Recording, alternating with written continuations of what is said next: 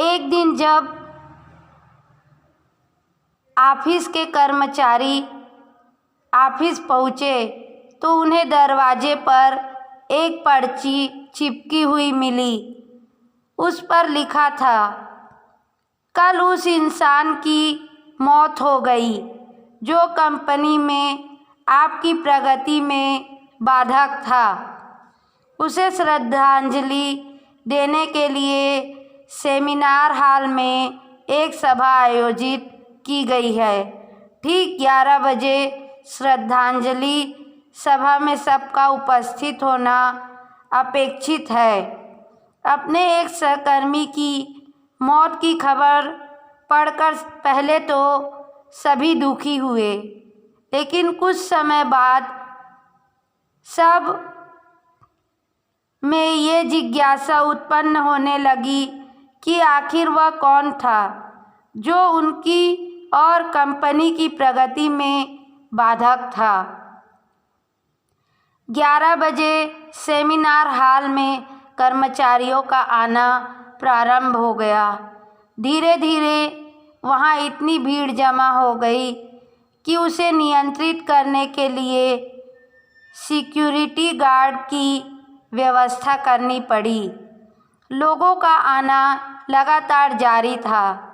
जैसे जैसे लोगों की भीड़ बढ़ती जा रही थी, सेमिनार हॉल में हलचल भी बढ़ती जा रही थी। सबके दिमाग में बस यही चल रहा था, आखिर वो कौन था जो कंपनी में मेरी प्रगति पर लगाम लगाने पर तुला हुआ था। चलो एक तरह से ये अच्छा ही हुआ कि वो मर गया। जैसे ही श्रद्धांजलि सभा प्रारंभ हुई, एक एक करके सभी उत्सुक और जिज्ञासु कर्मचारी कफन के पास जाने लगे। करीब पहुंचकर जैसे ही वे कफन के अंदर झांकते, उनका चेहरा फक पड़ जाता, मानो उन्हें सदमा सा लग गया हो। उस कफन के अंदर एक दर्पण रखा हुआ था। जो भी उसमें झांक कर देखता, उसे उसमें अपना ही अक्स नज़र आता। उस दर्पण पर एक पर्ची भी चिपकी हुई थी, जिस पर कुछ ऐसा लिखा था जो सबकी आत्मा को झकझोर रहा था। केवल एक ही इंसान आपकी प्रगति में बाधक है और वो आप खुद हैं। आप ही वो इंसान हैं जो अपने जीवन में क्रांति उत्पन्न कर सकते हैं। आप ही वो इंसान हैं जो अपनी खुशी, अपनी समझ और अपनी सफलता को प्रभावित कर सकते हैं। आप ही वो इंसान हैं जो अपनी खुद की मदद कर सकते हैं। आपका जीवन नहीं बदलता जब आपका बॉस बदल जाता है। आपका जीवन नहीं बदलता जब आपके दोस्त बदल जाते हैं।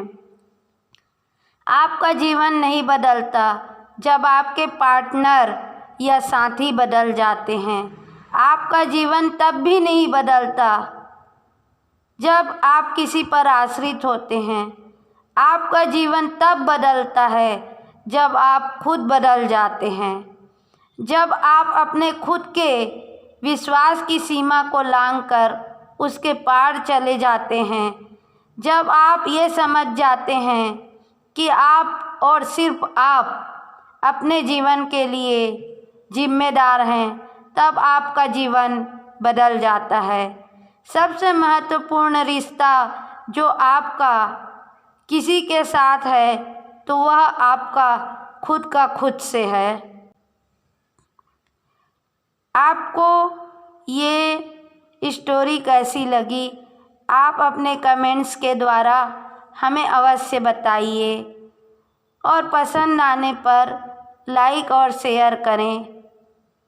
और ऐसे ही स्टोरी के लिए मेरे चैनल को सब्सक्राइब करें। धन्यवाद।